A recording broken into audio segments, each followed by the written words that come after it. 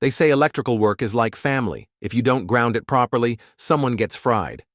I should have seen the warning signs flickering around my own house, but when you're busy keeping everyone else's lights on, you miss the short circuits happening right under your nose. My name is Mason Parrish, and I've been an electrical contractor for 28 years. I can wire a skyscraper blindfolded and troubleshoot a blown transformer in a thunderstorm, but I couldn't see what was happening in my own marriage until it was too late to flip the breaker. It started on a Tuesday morning in October.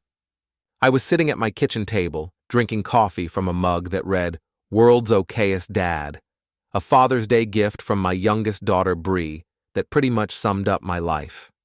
Beth, my wife of 22 years, was standing at the counter with her back to me, stabbing her phone like she was trying to kill it. "You're going to crack that screen," I said, trying to keep things light. These days, everything I said seemed to land wrong. "Maybe if you actually answered your texts, I wouldn't have to send 15 of them," Beth snapped without turning around. Her auburn hair was pulled back in that severe ponytail she'd started wearing lately, the one that made her look like she was permanently annoyed. "I was on a job site. You know, making money to pay for all those yoga retreats you've been taking." She finally turned around, and I saw that look in her green eyes, the one that used to mean passion, but now just meant pissed off. "Those retreats are important for my mental health, Mason. Maybe you should try thinking about someone besides yourself for once." Before I could respond, our daughter Becca walked into the kitchen, her college backpack slung over one shoulder. At 19, she looked more like Beth every day, but thankfully she'd inherited my sense of humor instead of her mother's recent talent for cutting remarks. "Good morning, happy family," Becca said, grabbing an apple from the fruit bowl. "I can feel the love from upstairs."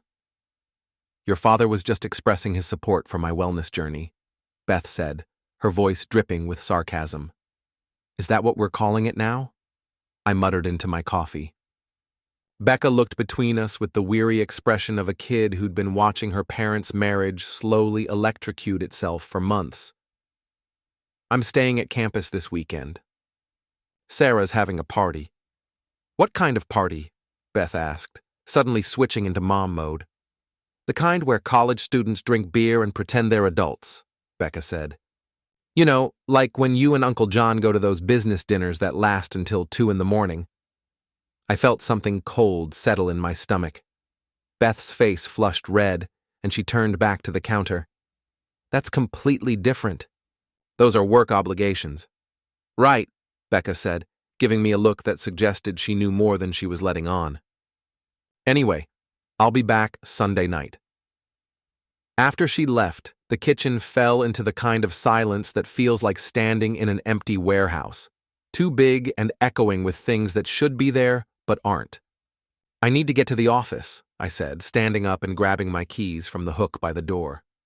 "Carl wants to go over the Morrison project." "Of course he does," Beth said. "God forbid you spend 5 minutes at home without running off to play with your electrical toys." "Those electrical toys pay for this house, Beth. And your car. And those yoga retreats." She slammed her coffee mug down on the counter hard enough that I winced. "Everything always comes back to money with you, doesn't it?" "No," I said, pausing at the door. "It comes back to respect. Something that used to exist in this house." I left before she could respond, but I heard her throw something at the door as I walked to my truck. Probably the apple Becca had left behind. Beth always did have good aim when she was angry. The drive to Parrish Electrical gave me 20 minutes to cool down and remind myself why I'd been putting up with this crap for the past 6 months. Becca was in college, and Bree was a senior in high school. Just one more year, and then maybe Beth and I could figure out what the hell had happened to us.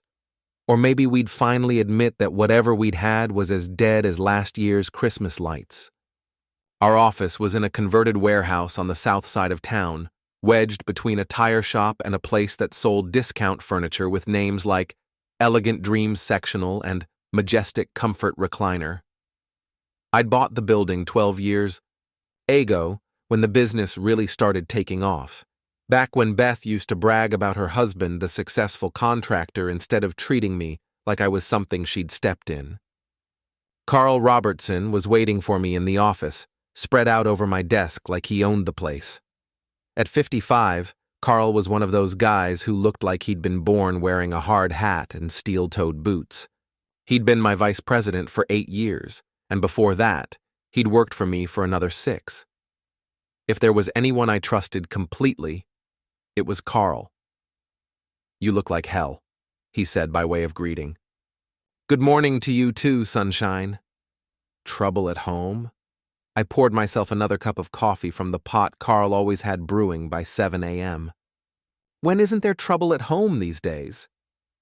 Carl leaned back in his chair and studied me with those sharp blue eyes that missed nothing. "You know, Mason, I've been thinking. That's dangerous. Maybe it's time you started paying attention to what's happening right under your nose." I felt that cold feeling in my stomach again. "What's that supposed to mean?" "It means your brother's been coming around the office a lot lately when you're not here. Asking questions about contracts, looking at files, and Beth's been calling here at odd hours, asking if you're working late. John, my older brother, the golden boy who'd never met a situation he couldn't charm his way through, or a woman he couldn't talk into bed. John, who'd been telling me what to do since we were kids, who'd tried to talk Dad out of leaving me an equal share in the business because I was too soft to handle the responsibility. What kind of questions? The kind that make me think he's planning something. And Mason?"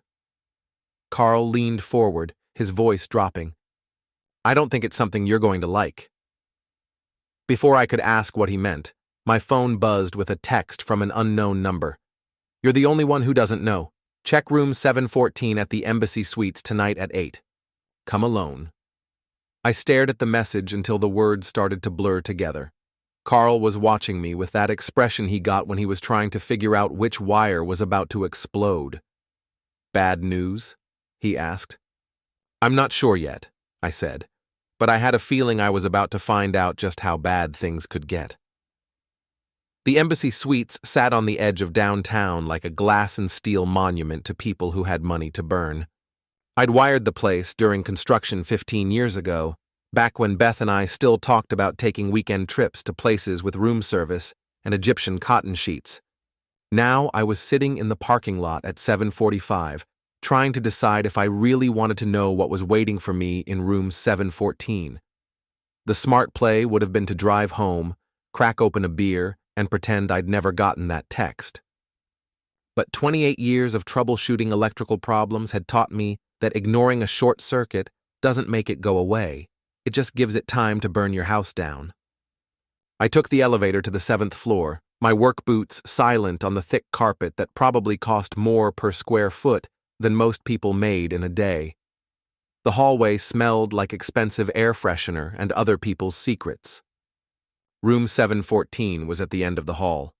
I stood outside the door for a full minute, listening to the sound of my own heartbeat and wondering if this was how it felt to stick your finger in a live socket on purpose. I knocked. "It's open," came a familiar voice from inside.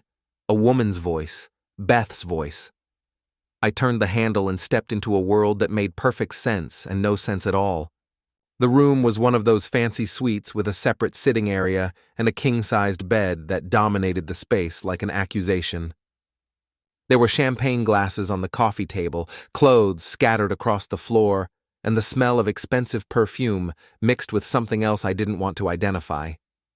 Beth was standing by the window in a black negligee I'd never seen before, her hair loose around her shoulders, the way she used to wear it when we were young and still liked each other.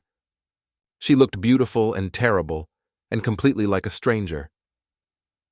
"Hello, Mason," she said, not turning around. "I wondered when you'd figure it out." "Figure what out?" I asked, though I already knew. The kind of knowing that starts in your gut and spreads through your chest like acid.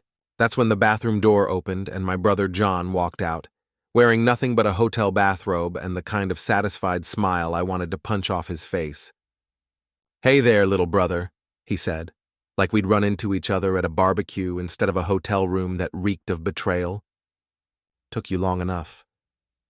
I looked between them, my wife of 22 years, and my brother who'd been coming to family dinners every Sunday for as long as I could remember, and felt something inside me go dark and quiet, like a power grid shutting down, section by section. "How long?" I asked. "Does it matter?" Beth finally turned around, and I saw that her eyes were bright with something that might have been tears or might have been champagne. "We didn't plan this, Mason. It just happened." Bullshit. The word came out harder than I'd intended. Things like this don't just happen. People make choices. John sat down on the edge of the bed like he owned it, like he owned everything in the room, including my wife. "Look, Mason, we didn't want you to find out like this." "How did you want me to find out?" "Christmas cards?" "We wanted to tell you ourselves," Beth said, "but you're never around anymore. You're always working, always at the office or on some job site. When's the last time you and I had a real conversation?" I thought about that morning in the kitchen, about the months of sharp words and cold silences, about all the times I'd tried to reach across the growing distance between us, only to have my hand slapped away. "So this is my fault?" "It's nobody's fault," John said, standing up and moving closer to Beth. The casual way he put his arm around her waist made me want to tear the room apart with my bare hands. Sometimes people just grow apart. Sometimes they find something better. Better. I tasted the word like it was poison. "Is that what this is, Beth? An upgrade?" She lifted her chin in that defiant way I used to find charming. "John understands me, Mason. He listens to me. He makes me feel like I matter." "And I don't?" "When's the last time you told me I was beautiful? When's the last time you surprised me with anything besides another bill to pay or another weekend you had to work?" I wanted to remind her about the anniversary dinner I'd planned 3 months ago that she'd canceled for a girls' night out. I wanted to tell her about the vacation to Italy I'd been secretly saving for. I wanted to explain that every extra hour I worked was for her, for us, for the life we'd built together. Instead, I said, "When's the last time you acted like you wanted me to?" The silence that followed was the kind that comes right before lightning strikes. "I want a divorce," Beth said quietly. I figured. John cleared his throat. "There's something else we need to discuss." Of course there was. There always was with John. "The business," he continued. "With everything that's changing, maybe it's time to restructure things, make some changes in leadership." And there it was. The real reason for this little performance. John didn't just want my wife, he wanted my company too. "Over my dead body," I said. "Don't be dramatic, Mason. I'm just saying that with your personal life in chaos, maybe you should consider stepping back. Let someone else handle the day-to-day operations." I looked at Beth, who was staring at the floor like she'd found something fascinating in the carpet pattern. "You knew about this? The business thing?" She nodded without looking up. "How long have you two been planning this?" "It's not like that," she said, but her voice lacked conviction. "It's exactly like that." I moved toward the door, suddenly desperate to get out of that room before I did something I'd regret. "You know what? You two deserve each other." "Mason, wait," Beth called out, but I was already in the hallway walking fast toward the elevator. I made it to my truck before the shaking started. 22 years of marriage, gone. A business I'd built from nothing under attack. A brother I'd trusted with everything, revealed as a snake who'd been waiting for the right moment to strike.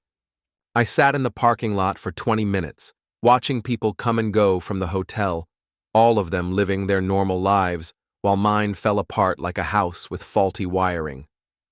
Then I drove home to the place that used to be mine and started making plans. If Beth wanted a divorce, she'd get one. If John wanted a war, he'd get that too. But first, I was going to disappear for a while and let them wonder what I was planning. In my experience, people made their biggest mistakes when they thought they'd already won. I packed everything that mattered: documents, cash, a few clothes, and left a note on the kitchen table. "You chose him. Enjoy." Then I drove to the one place in town where I could think clearly. The old Hartley warehouse I'd rewired 5 years ago and bought for storage when the owner went bankrupt. It wasn't much to look at from the outside, but it had power, running water, and most importantly, it was mine. Time to show my cheating wife and backstabbing brother what happened when you tried to short-circuit Mason Parrish. The Hartley warehouse had been abandoned for 3 years before I bought it, and it still looked like the kind of place where people went to dump bodies or cook meth, which made it perfect for what I had in mind. I'd spent the last week turning the old office space into something livable. A bed, a hot plate, a coffee maker, and enough electrical equipment to power a small city. I was sitting at a desk made from sawhorses and plywood, studying financial documents and drinking coffee that tasted like motor oil, when Carl knocked on the loading dock door. "Jesus Christ, Mason," he said when I let him in. "This place looks like a serial killer's hideout." "Thanks. I was going for mysterious recluse, but I'll take it." Carl looked around at my setup, the extension cord snaking across the concrete floor, the space heater humming in the corner, the stack of legal documents that had been keeping me awake for 3 nights. "You know you could have stayed at my place, right?" I needed somewhere to think. Somewhere Beth and John wouldn't come looking. Speaking of which, your lovely wife has been calling the office every hour asking if I've heard from you. She sounds a little panicked. Good. Carl sat down on a folding chair that had seen better decades. "You want to tell me what happened at that hotel?" I gave him the short version, watching his face get darker with every detail. By the time I finished, Carl looked like he wanted to hit something. "That son of a bitch," he said. "I knew John was up to something, but this—" He shook his head. "How long do you think it's been going on?" "Long enough for them to plan taking over the company. Beth knew about that part, Carl. She was in on it from the beginning." "So what's the plan?" I spread out the documents I'd been studying. "First, we secure the business. I've been going through the contracts, the accounts, everything. John might be a charming bastard, but he's sloppy with details. Look at this." I showed Carl a series of invoices from the Morrison project, the big commercial job we'd been working on for 6 months. These are John's signatures on change orders that were never approved by the client. He's been padding the budget and skimming the difference. Carl whistled low. "How much?" "About 40,000 so far. Enough to pay for fancy hotel rooms and expensive jewelry for his new girlfriend." "You mean your wife?"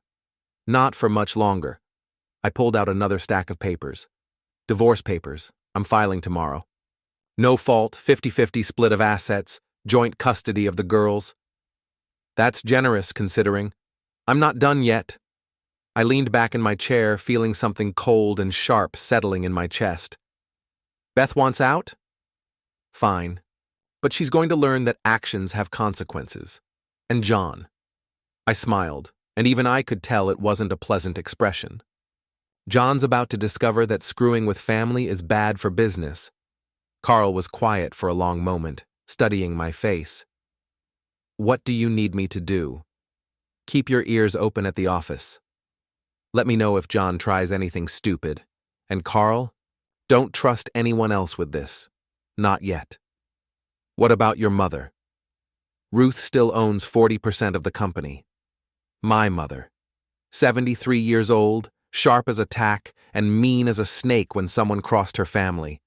She'd never liked Beth, said she was too pretty and not smart enough to be trusted. Looked like Mom's instincts were better than mine." "I'll talk to her when I'm ready. Right now, I want John and Beth to think they've got me on the ropes." After Carl left, I spent the rest of the evening planning phase 1 of my revenge. It started with John's pride and joy, a cherry-red Corvette he'd bought to celebrate his 50th birthday. The same car he'd probably been using to pick up my wife for their little rendezvous.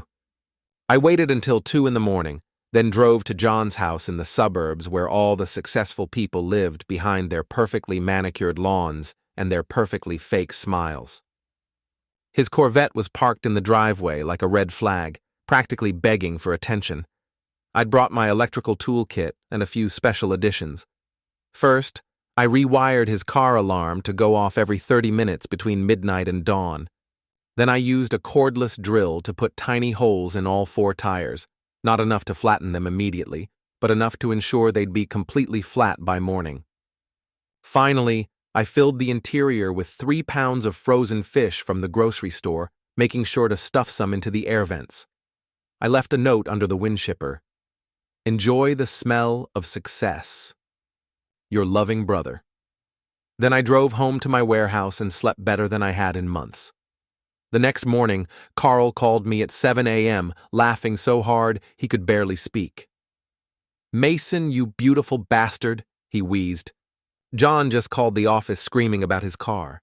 Apparently the alarm went off every half hour all night, the neighbors are threatening to call the cops, and his precious Corvette smells like a fish market in August. Tragic, I said, trying to sound sympathetic. I hope he figures out what happened. Oh, he knows it was you. He's threatening to have you arrested for vandalism.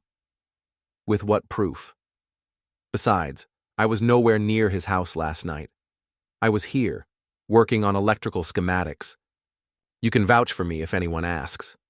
You're enjoying this way too much. Carl, I haven't enjoyed anything in months. Let me have this. But the car was just the opening act. That afternoon, I drove to the country club where John and Beth had been spending their Sunday afternoons, playing golf and drinking cocktails while I worked weekends to keep the business running. The same country club where John had been telling people he was thinking of restructuring the family business to make it more efficient.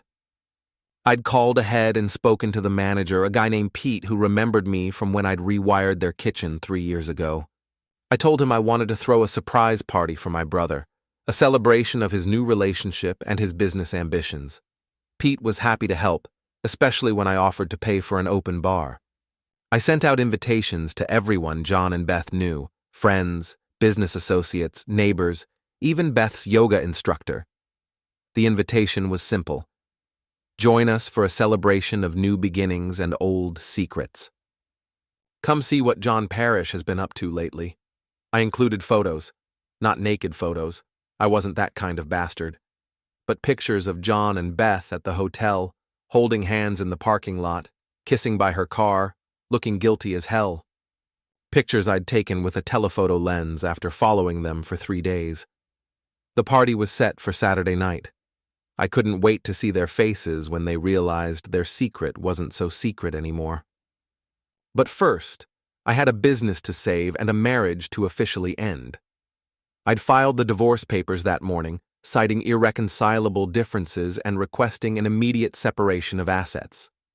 Beth's lawyer would probably try to fight it, but I had documentation of every penny she'd spent on her yoga retreats and business dinners with John.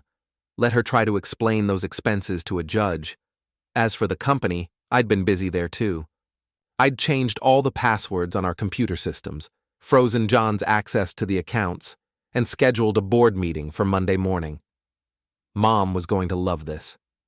My phone rang just as I was admiring my handiwork. It was Becca calling from college. "Dad? What the hell is going on? Mom called me crying, saying you'd disappeared and gone crazy." "I'm not crazy, sweetheart. Just tired of being played for a fool. She said you found out about Uncle John, so Becca had known too. That hurt more than I'd expected." "How long have you known?" "A couple of months. I saw them together at a restaurant near campus. I wanted to tell you, but Mom begged me not to. She said she was going to end it. Instead, she decided to end our marriage. I'm sorry, Dad. I should have told you." "No, honey. This isn't your fault. It's not your sister's fault either.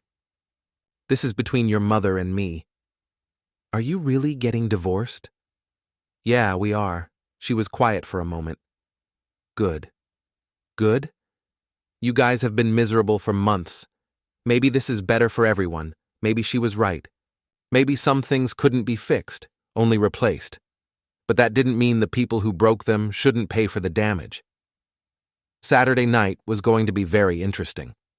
The Riverside Country Club looked like something out of a movie on Saturday night. all warm light spilling from the windows and expensive cars lined up in the parking lot like a luxury car show. I'd cleaned up for the occasion, trading my usual work clothes for a navy suit and tie that made me look almost respectable. Almost. I arrived early and found Pete, the manager, setting up the private dining room I'd reserved. The photos were already displayed on easels around the room, blown up to poster size so everyone could get a good look at John and Beth's secret romance. The open bar was ready, and a small crowd was already gathering, drawn by curiosity and free alcohol. "This is either going to be the best party we've ever hosted or the worst," Pete said, eyeing the photos nervously. "Probably both," I admitted. I positioned myself near the entrance where I could see everyone's reaction as they walked in. The first to arrive were some of John's golf buddies, middle-aged men who thought they were still 25, and their wives who knew better. They took one look at the photos and started whispering among themselves like teenagers who'd just discovered their teacher's secret Instagram account. Next came Beth's book club friends, a group of women who'd been gossiping about other people's marriages for so long they probably considered it a professional skill. Their eyes lit up when they saw the display, and I could practically see them composing text messages in their heads. But the real entertainment started when Trish Morrison walked in. Beth's best friend and partner in crime, the woman who'd been covering for their affair and probably enjoying every minute of it. She took one look at the photos, turned white as a sheet, and immediately pulled out her phone. I intercepted her before she could make the call. "Hello, Trish. Enjoying the party?" She looked at me like I'd grown a second head. "Mason, what is this? What are you doing?" "Celebrating new beginnings. Isn't that what you called it when you helped Beth plan her little yoga retreats?" "I don't know what you're talking about." "Sure you don't."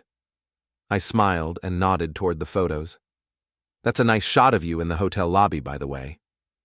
The one where you're giving Beth a thumbs up while she sneaks upstairs to meet my brother." Trish's face went from white to red in about 3 seconds. "You're insane."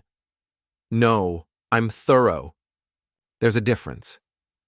Before she could respond, the guest of honor arrived. John walked through the door like he owned the place, wearing a tuxedo that probably cost more than most people's monthly rent. He had Beth on his arm, dressed in a black cocktail dress that hugged her curves and made her look like $1 million. They were laughing about something, probably congratulating themselves on how well their plan was working. The laughter died when they saw the photos. John stopped so suddenly that Beth bumped into him, and I watched his face go through about 5 different expressions in the space of 2 seconds. Confusion, recognition, anger, and finally, calculation. He was trying to figure out how to spin this, how to turn it to his advantage. Beth just looked sick. "Surprise!" I called out, raising my glass of whiskey. "Welcome to your celebration party." The room had gone quiet, except for the sound of people trying not to stare while staring as hard as they could. John straightened his shoulders and walked toward me with the kind of confidence that only comes from a lifetime of talking your way out of trouble. "Mason," he said, loud enough for everyone to hear, "this is quite a display. Very dramatic. I learned from the best, big brother. Look, I know you're upset, but this isn't the way to handle things. We're family. Family." I tasted the word like it was something rotten. "Is that what you were thinking about when you were screwing my wife?" A collective gasp went up from the crowd. Beth closed her eyes like she could make this all disappear through sheer willpower.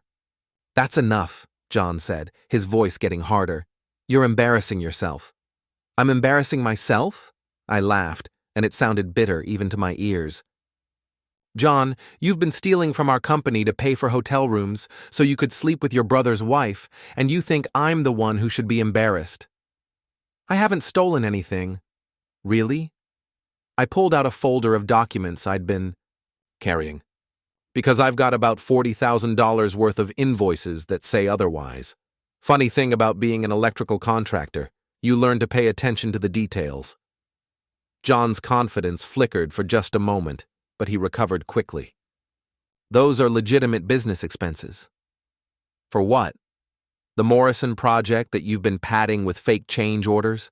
The client never approved half of these charges, John. I called them yesterday. The room was dead silent now.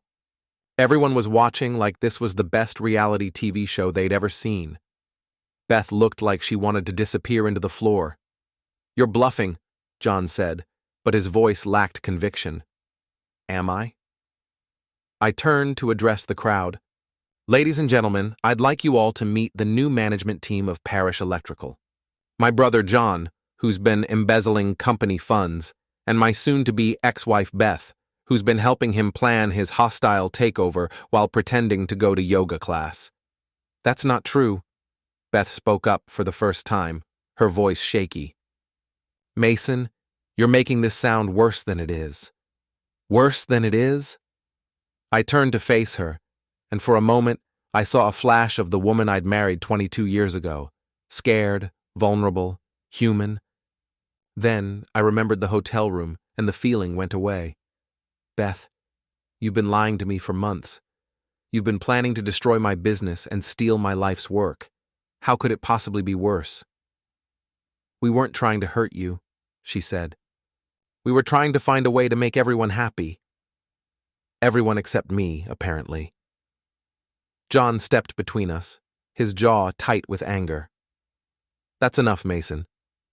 You've made your point. Now let's go somewhere private and talk about this like adults. Adults? I laughed again. Adults don't sneak around behind their family's back. Adults don't steal money and cheat on their spouses and lie to their children.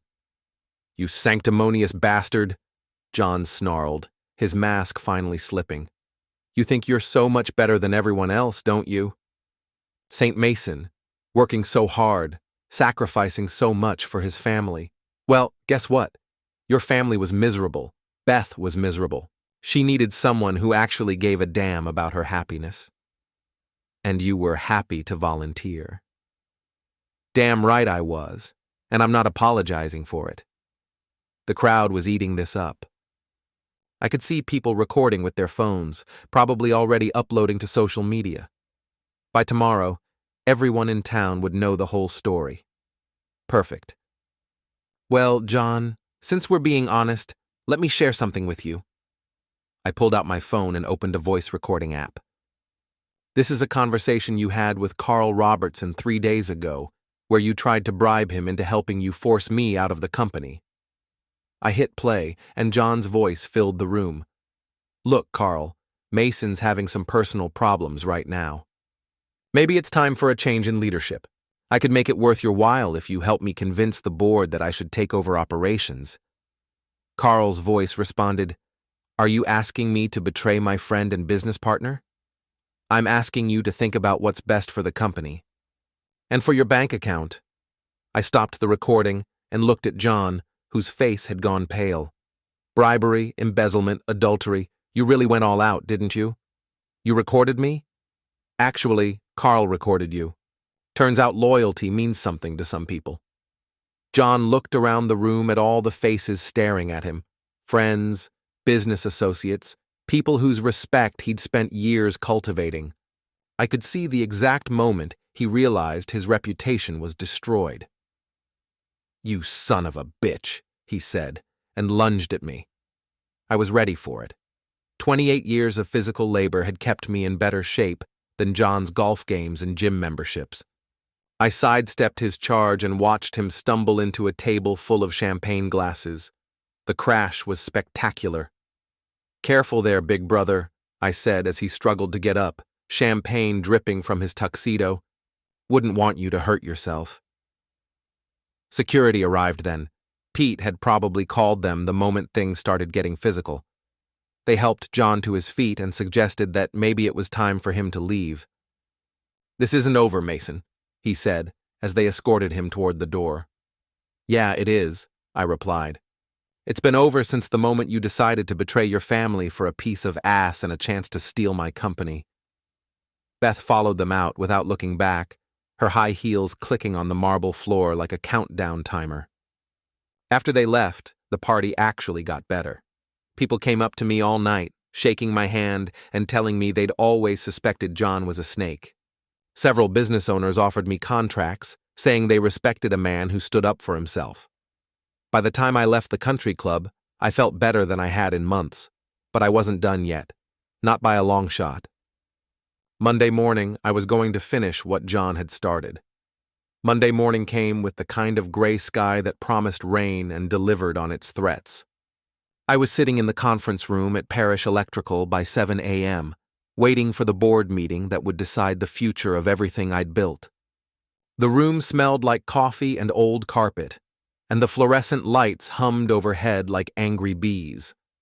Carl arrived first, carrying a box of donuts and looking like a man who'd been waiting for this day for months. "You ready for this?" he asked. I was born ready. My mother walked in at exactly 7:30 because Ruth Parrish had never been late for anything in her 73 years.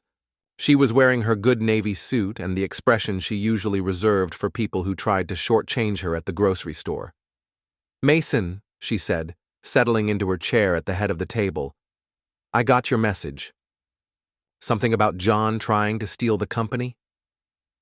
"Something like that." She nodded grimly. "I never liked that boy. Too much like your father, all charm and no substance." John arrived 10 minutes late, probably hoping to make an entrance. He looked like hell. His usually perfect hair was disheveled, his expensive suit was wrinkled, and he had the kind of bags under his eyes that came from not sleeping and drinking too much whiskey. "Sorry I'm late," he said, not sounding sorry at all. "Traffic." "Sit down, Jonathan," Mom said in the voice that had terrified both of us as children. "We have business to discuss." John took his seat across from me, and I could feel the hatred radiating off him like heat from a furnace. Good. Angry people made mistakes. "I've called this meeting," I began, "because it's come to my attention that there have been some irregularities in our company finances. Specifically, unauthorized charges and padded invoices on several major projects." I slid copies of the evidence across the table. John didn't even look at them. "Those are legitimate business expenses," he said. "Mason's just trying to—" "Jonathan." Mom's voice could have frozen water. "Let your brother finish." I continued laying out the case. The fake change orders, the skimmed money, the hotel receipts that John had tried to pass off as client meetings. By the time I finished, even John looked defeated. "The total amount of theft is approximately $63,000, I concluded. Money that John has been using to finance his affair with my wife and his attempt to take over the company. Mom was quiet for a long moment, studying the documents with the intensity of an accountant looking for tax fraud. Finally, she looked up at John with disgust. "You stupid boy," she said.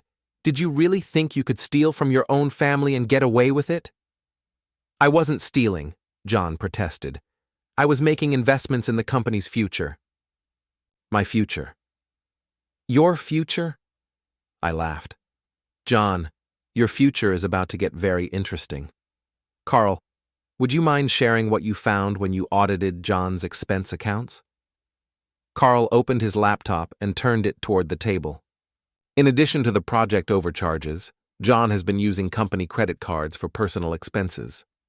Hotel rooms, jewelry, expensive dinners, even a weekend trip to Vegas that he claimed was a trade conference. "That's enough," Mom said, holding up her hand. "Jonathan, you're fired. Effective immediately." "You can't fire me," John said, his voice rising. "I own 30% of this company." "Actually, you own 25%, Mom corrected. "I reduced your share last year when you started getting too big for your britches. And yes, I can fire you. I'm the majority shareholder, and theft is grounds for immediate termination." John's face went through several shades of red before settling on purple. "This is bullshit. Mason's just trying to get revenge because Beth chose me over him." "Beth chose you?" I stood up, feeling that cold anger settle in my chest again. "John, Beth didn't choose you. She chose what she thought was an easy life with a man who had money and power. But here's the thing about building your life on stolen foundations. Eventually, everything comes crashing down." "You self-righteous—" I'm not done talking. My voice was quiet, but it cut through his bluster like a blade. You want to know what Beth really thinks of you? She called me yesterday, crying, begging me to take her back because she realized you're broke without the company money and about as useful as a chocolate teapot. That was a lie, but John didn't know that. She said you promised her the world, but all you delivered was a scandal and a reputation as the town whore. Her words, not mine. John launched himself across the table, but I was ready for him. This time, I didn't step aside. I caught him by the shoulders and used his momentum to slam him down onto the conference table hard enough to rattle the coffee cups. That's assault, he gasped. That's self-defense, I replied, holding him down with one hand while I straightened my tie with the other. You attacked me. Everyone saw it. Mom was watching this with the kind of fascination usually reserved for nature documentaries about predators eating their prey. Are you boys finished? I let John up, and he staggered back to his chair, breathing hard and looking like he wanted to kill me with his bare hands. Here's what's going to happen, I continued, sitting back down like nothing had occurred. John, you're going to pay back every penny you stole, with interest. You're going to sign over your shares in the company to me for $1. And you're going to stay the hell away from my family and my business. And if I don't? I smiled, and I knew it wasn't a pleasant expression. Then I'll have you arrested for embezzlement and fraud. I'll sue you for damages. I'll make sure everyone in this town knows exactly what kind of man you are. And John? I'll enjoy every minute of it. Carl slid a document across the table. I took the liberty of drawing up the paperwork. All you have to do is sign. John stared at the papers like they were covered in poison. You can't do this to me. I'm your brother. You stopped being my brother the day you decided to screw my wife and steal my company, I said. Now you're just another thief who got caught. The silence stretched out until Mom cleared her throat. Sign the papers, Jonathan. Or I'll call the police myself. John looked around the table, at Mom's disgusted face, at Carl's satisfied smile, at my cold stare. He was trapped, and he knew it. He signed. After he left, escorted out by security like a common criminal, Mom poured herself a cup of coffee and looked at me with something that might have been pride. Your father would have been proud, she said. He always said you were the smart one. I learned from the best. What about Beth? I shrugged. Beth made her choice. Now she gets to live with it. But that wasn't quite true. I had one more surprise for my soon-to-be ex-wife. That evening, I drove to the house that used to be mine, the house where I'd lived for 15 years, where I'd raised my daughters, where I'd thought I was building something permanent. Beth's car was in the driveway, and the lights were on in the kitchen. I used my key one last time. Beth was sitting at the kitchen table, still wearing the clothes she'd worn to work, looking older than her 48 years. She looked up when I walked in, and for a moment, I saw hope in her eyes. Mason, I was hoping you'd come home. This isn't my home anymore, Beth. It's yours, at least until the divorce is final. The hope died. I heard about John, about the company. Did you? He called me. He was upset. I bet he was. She stood up, smoothing down her skirt in that nervous gesture I remembered from when we were dating. Mason, I know you probably hate me right now, but I want you to know that I never meant for things to go this far. How far did you mean for them to go? I don't know. I was confused. Lonely. John made me feel special again. And now, she looked down at her hands. Now I feel like an idiot. I pulled an envelope from my jacket pocket and set it on the table. Divorce papers. I'm not asking for alimony, and I'm giving you the house and half of everything else. The girls can choose where they want to live. You're being very generous.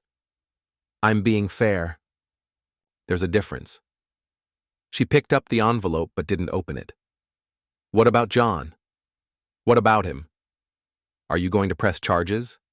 I considered it. The thought of John in prison orange was certainly appealing. But prison would be too easy.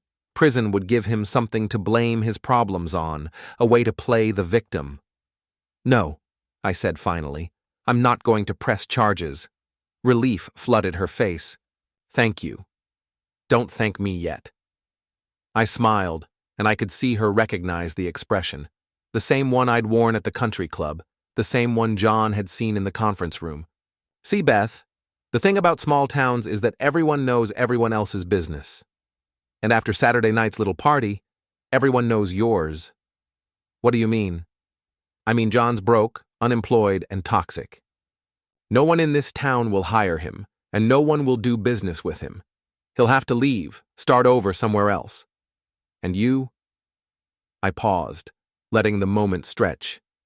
You get to stay here and live with the consequences of your choices.